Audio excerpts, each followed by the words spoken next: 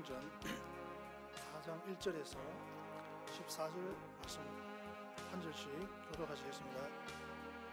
사도들이 백성에게 말할 때에 제사장들과 성전 맡은 자와 사두개인들이 이르러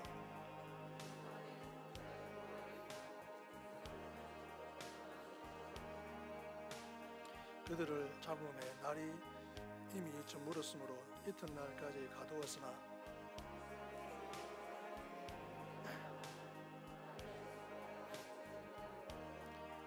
이튿날 관리들과 장로들과 서기관들이 예루살렘에 모였는데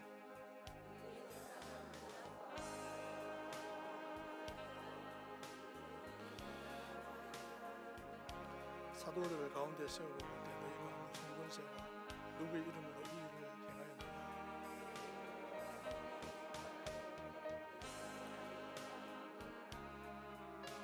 만일 병자에게 행한 착한 일에 대하여 이 사람이 어떻게 구원을 받았느냐고 우리에게 질문한다면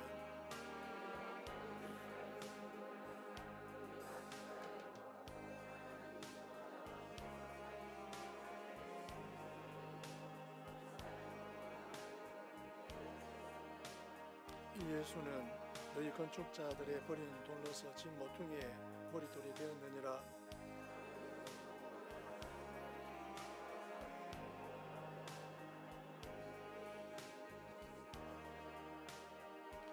그들이 베드로와 요한이 담대하게 바람을 보고 그들을 원래 학문 없는 범인으로 알았다고 이상히 여기며 또 전에 예수와 함께 있던 줄도 알고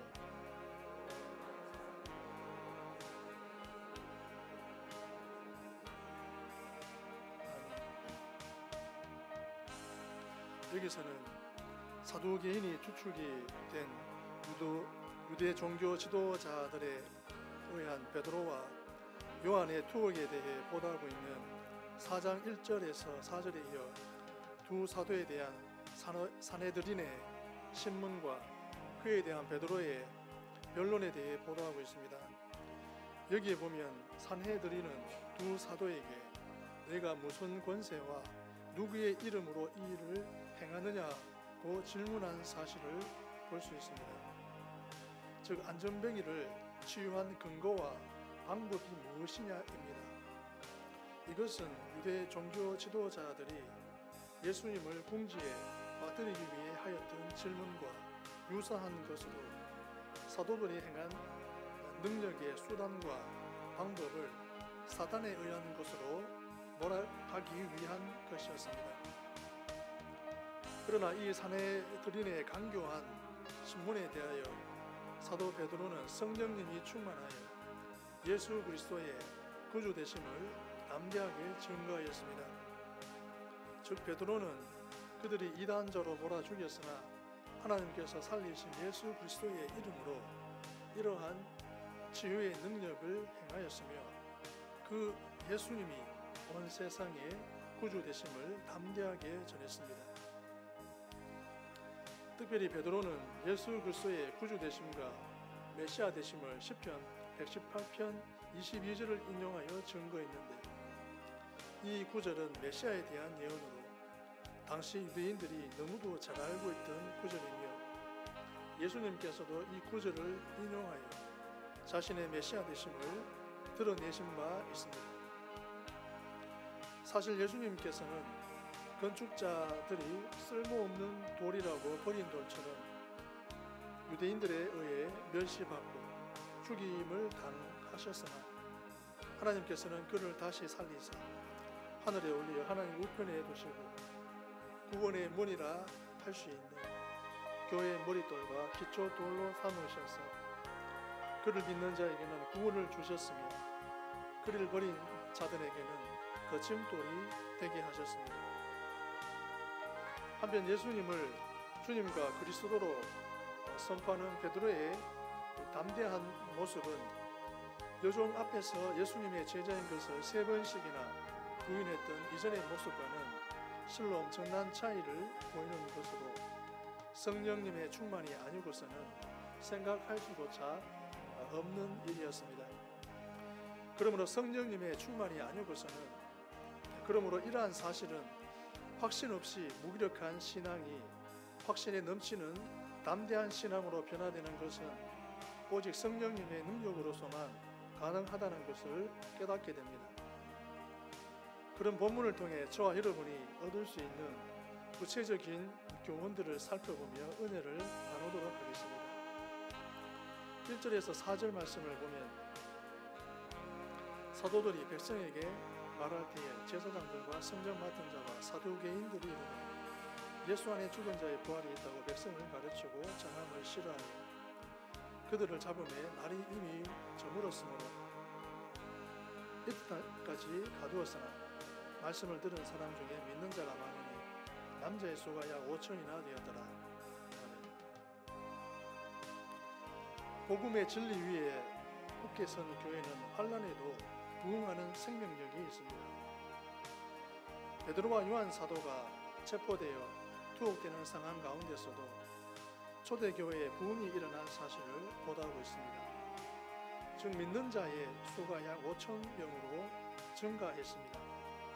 이는 베드로의 첫 설교로 3천 명이 믿었던 데서 2천 명이나 증가한 숫자입니다. 그렇습니다. 유대 종교 지도자들은 두 사도를 잡아가둠으로 그들의 입을 막을 수는 있었으나 두 사도가 전한 복음으로 인해 사람들의 영혼이 변화되는 일은 막을 수 없었습니다. 여러분, 이 사실이 보여주는 것이 무엇입니까? 복음의 진리 위에 선 교회는 어떤 역경 가운데서도 부응할 수 있는 생명력을 지녔다는 사실입니다. 성도 여러분, 교회는 주님의 몸된 지체입니다. 주님이 영원한 생명을 지녔듯 그 몸된 지체인 교회도 영원한 생명력이 있습니다. 그러므로 이 세상에서 어떤 일을 당해도 교회는 패망 대신 부흥하고 승리하게 되어 있습니다. 물리적 박해를 당하면 흩어져서 또 교회를 세우게 됩니다. 또 사단이 이단자들을 통해 교회를 흔들려고 하면 교회는 더욱 그리스도의 진리에 굳게 뿌리를 박게 됩니다. 그렇습니다. 교회는 결코 외적인 압력으로 인하여 패망하지 않습니다. 오히려 더욱 부흥합니다. 교인들이 각자 하나님의 말씀 위에 바로 서 있기만 하면 말입니다. 초대교회가 유대 종교 지도자들의 핍박을 이기고 로마 제국의 핍박을 이기게 된 원인은 성도들이 하나님의 말씀에 굳게 뿌리 박는 생활을 했기 때문입니다.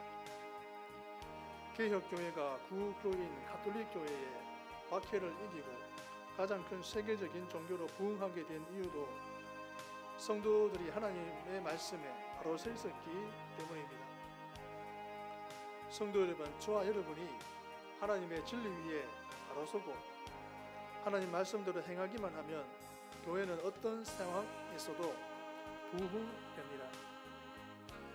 그러나 반대로 아무리 태평한 시절 속에서 풍요로운 처지에 있어도 하나님의 말씀에 바로 서 있지 못한다면 교회는 그 스스로 쇠퇴의 길로 간다는 사실을 유념하시기 바랍니다. 그 옛날 이스라엘 백성들은 손에 무기 하나 변변히 들려있지 않았어도 하나님의 말씀에 순종함으로 여리고성을 무너뜨리고 가나안 땅을 정복하여 부흥할 수 있었습니다. 그러나 그들이 하나님의 말씀에 바로 서 있지 않고 부패하고 타락한 가나안 풍조를 따르며 우상을 섬기게 되었을 때 하나님께 징계당하고 패망의 길로 간 사실을 저와 여러분은 압니다. 성도 여러분, 교회가 부흥하는 교회가 되기를 원하십니까? 그렇다면 나 자신부터 하나님의 말씀에 바로 서는 생활을 해야 합니다. 그 길 외에는 교회 부흥의 왕도는 없습니다.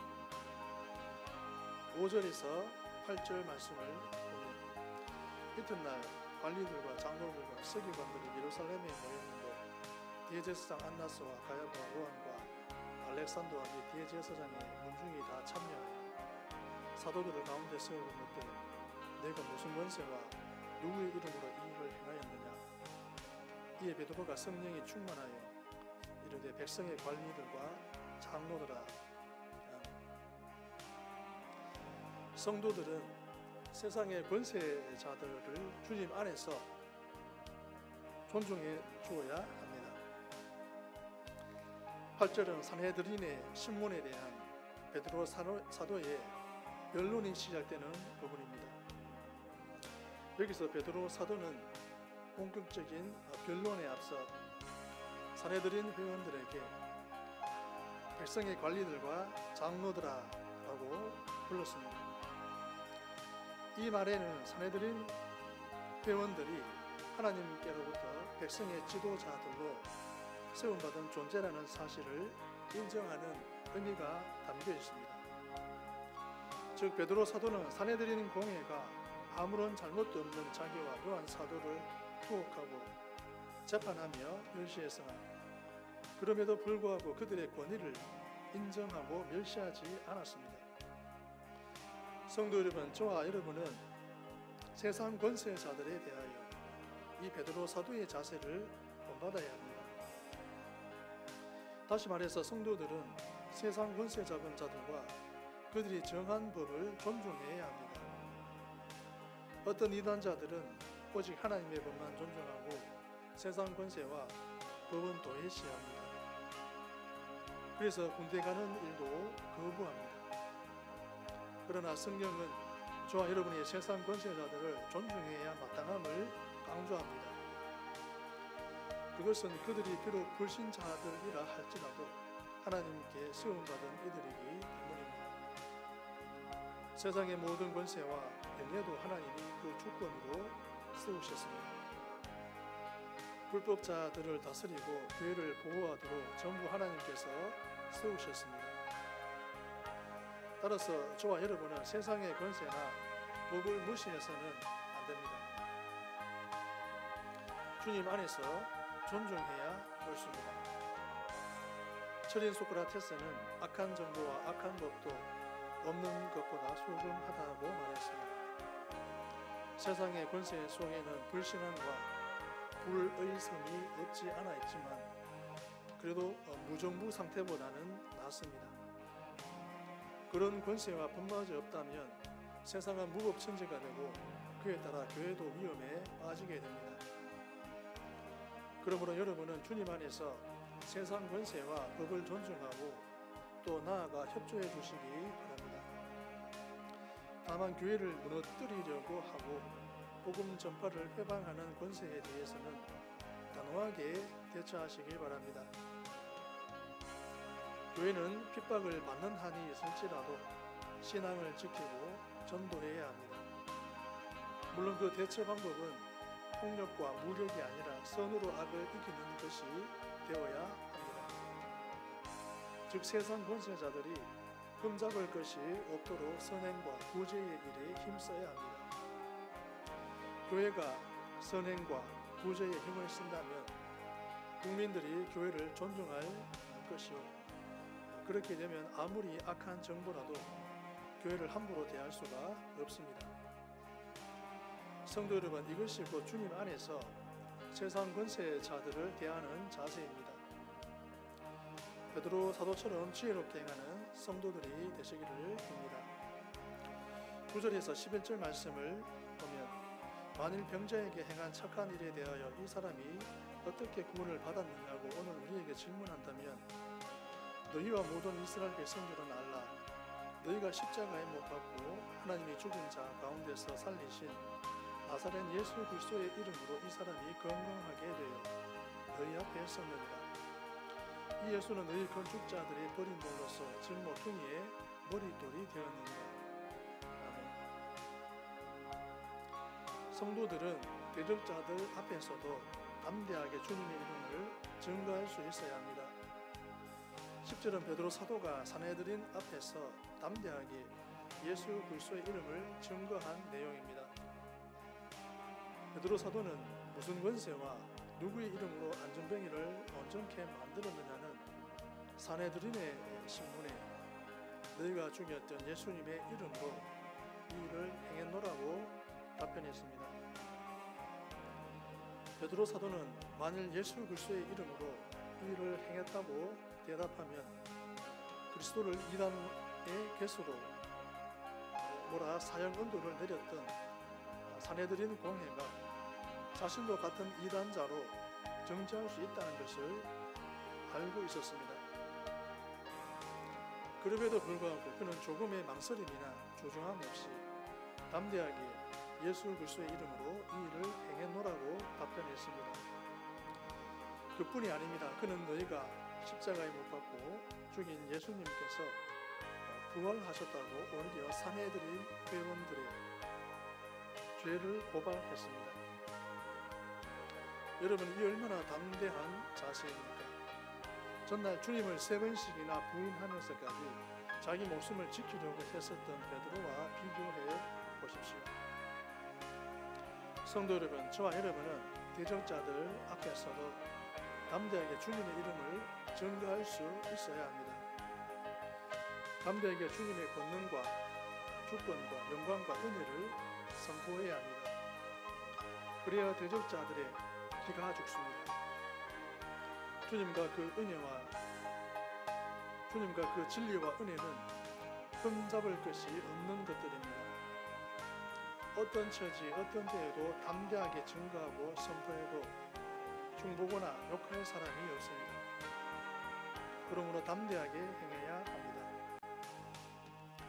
다만 중요한 것은 베드로와 요한 사도처럼 이웃에게 주님의 은혜를 베풀고 착한 일을 평소에 하는 것이 큰 무기입니다.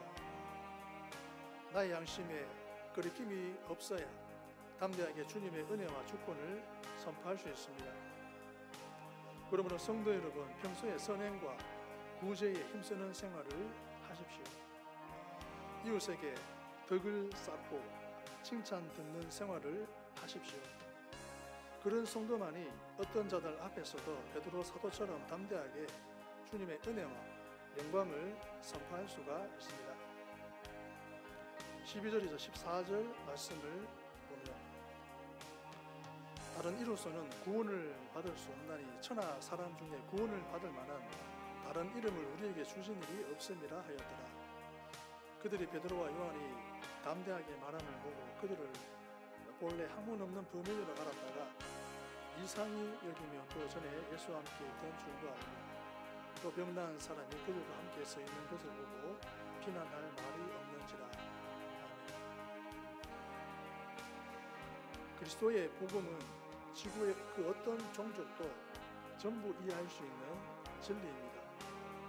베드로 사도는 천하 인간에게 하나님이 그리스도 예수님을 구세주로 주셨다고 강조하였습니다. 즉 베드로 사도는 복음 진리가 유대인뿐만 아니라 세계 온 민족에게도 동일한 구원 진리가 됨을 선포했습니다. 여러분, 어떤 종교가 온 세계의 민족과 종족 전부에게 쉽게 적용되기란 대단히 어려운 일입니다. 세상의 허다한 민족과 종족들은 저마다 문화와 풍습과 가치관이 다르기 때문입니다. 그러므로 인간들이 꾸며낸 종교는 세상 모든 민족에게 골고루 퍼지지가 않고 있습니다. 저와 여러분의 기독교보다 훨씬 전에 생겨난 불교는 아시아권에 머물고 있습니다. 이슬람교는 중동 지방과 그 인접 국가에만 머물고 있습니다. 유대교는 오직 유대인들만이 믿고 있습니다. 그러므로 기독교는 대륙 전부에 골고루 분포되어 있습니다. 아시아에도 유럽에도 남미에도 아프리카에도 또 오지의 원시 부족에게도 전파되어 있습니다. 그 이유는 기독교의 복음은 모든 민족의 문화와 풍습과 가치관의 장벽들을 초월하여 적용될 수 있는 구원 진리이기 때문입니다. 그 어떤 문화권에 있는 민족과 종족이라도 쉽게 깨달아 구원에 이를 수 있습니다. 그리스도께서 내 죄를 대신해 십자가에 못 박혀 죽으셨고 누구든지 이 대속의 은혜를 믿는 자는 구원을 받는다는 이 진리가 그 얼마나 이해하기 쉽고 단순합니까? 그러나 다른 종교들은 그들이 진리라고 말하는 것들 자체도 이해하기 어려울 뿐만 아니라 문화와 풍속과 가치관이 다르며 적용하기 불가능한 경우도 많습니다. 그러므로 불교에서 돌을 오래 닦은 스님과 대화해 보십시오. 도대체 무슨 말을 하는지 깨닫기가 어렵습니다. 득도에 이르렀다고 하는 현자의 입에서는 산은 산이고 물은 물이로다라는 아리송한 말이 흘러나옵니다. 그것이 무슨 뜻인지 저와 여러분은 확실하게 알 수가 없습니다. 유대교 랍비에게 구원의 길을 묻는다면 할례를 하고 율법을 전부 지켜라고 합니다. 불가능한 요구를 합니다. 그러나 하나님은 저와 여러분에게 예수님을 믿음으로 구원 얻는 아주 쉬운 구원의 진리를 주셨습니다. 그 진리를 믿고 저와 여러분은 구원을 보장받았고 또 그 진리를 전할 사명도 받았습니다. 이렇게 쉬운 진리는 전도하는 것 또한 아주 쉽습니다. 이렇게 만인이 알아들을 수 있는 구원의 진리를 혼자 간직하고 전하지 않는 것은 죄가 됩니다. 여러분, 어떤 방법이나 수단을 통해서라도 이 쉬운 복음을 만민에게 전파하는 일에 힘써야 하겠습니다. 저와 여러분은 본문을 통해 거룩한 용기란 어떤 것인지를 볼 수 있었습니다. 베드로 사도는 유대의 최고 법정으로서 자신에 대한 심판권을 가지고 있는 사내들인의 공회원들 앞에 서서 그리스도를 증거했습니다. 또 그들의 죄도 지적했습니다. 베드로 사도는 피고가 아니라 오히려 재판관처럼 그들에게 담대한 자세로 대했습니다.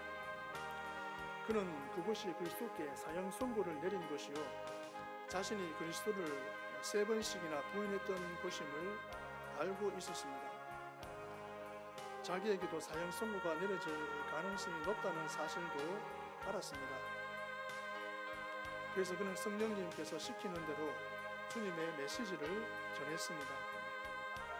성도 여러분, 저와 여러분은 주님의 증인 사역을 온전히 하려면 베드로 사도의 이 용기 있는 자세를 본받지 않으면 안 됩니다. 용기 있는 자만이 진리를 말할 수 있으며 자기 희생을 각오한 자만이 이 죄악된 세상에서 그리스도의 은혜와 진리를 선포할 수 있음을 명심합시다. 복음의 진리 위에 굳게 선 교회는 환난에도 부응하는 생명력이 있습니다. 성도들은 세상의 권세자들을 주님 안에서 존중해 주어야 합니다. 성도들은 대적자들 앞에서도 담대하게 주님의 이름을 증거할 수 있어야 합니다.